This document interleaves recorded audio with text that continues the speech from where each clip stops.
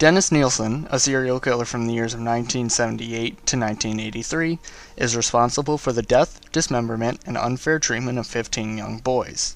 But how did the seemingly normal citizen of Britain become a cold-blooded killer? Born in 1945 in Fraserburg, Sweden, Nilsen grew up without a father. His father had left Nilsen and his wife due to his army career. Nilsen instead grew up with his grandfather as his father figure. Soon, though, his grandfather left to sea and did not come back. One day, when Nilsen was at sea thinking of his grandfather, he began to drown. A boy saved, but also defiled Nilsen, starting his homosexual tendencies.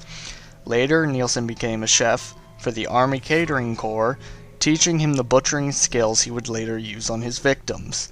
After this, he became a policeman, as well as a regular at the local gay bars.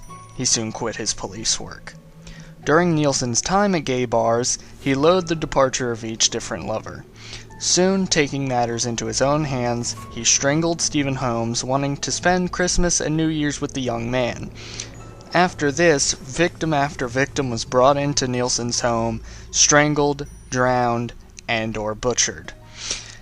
After space would become too cluttered in the floorboards Nilsen stuffed his dead victims in, he would cut, boil, and burn their bodies to ash. Nilsen's eventual downfall was a time when he cut up one of his victims and threw them in the sewer, causing a drainage problem. Nilsen soon called in a plumber who discovered the body and called police, and the police soon arrested Nilsen after he confessed to all of his crimes. During his trial, Nilsen fired his lawyer, rehired him, fired him again, and then hired a new one. And, during psychiatric evaluations hired by the defense, he was first found to have a personality disorder, but this was soon rebutted by a psychiatric evaluator hired by the court. On November 4th, he was found guilty and sentenced to life in prison without any chance of parole for at least 25 years. Curiously enough, in an interview, Nilsen said he felt guilty about his actions and deeply regretted murdering each different person.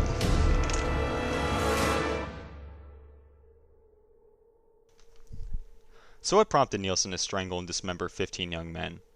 Nilsen's first defense psychiatrist, Dr. James McKeith, suggests that Nilsen suffered from an unspecified personality disorder.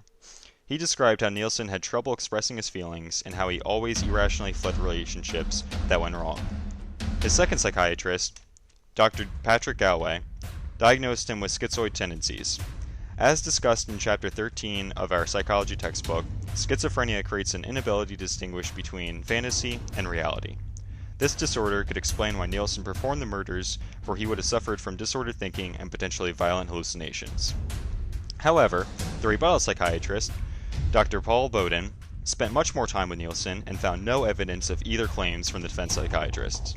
He found that Nilsen was a normal but evil man with a mental abnormality, perhaps a repressed or internal motivating factor.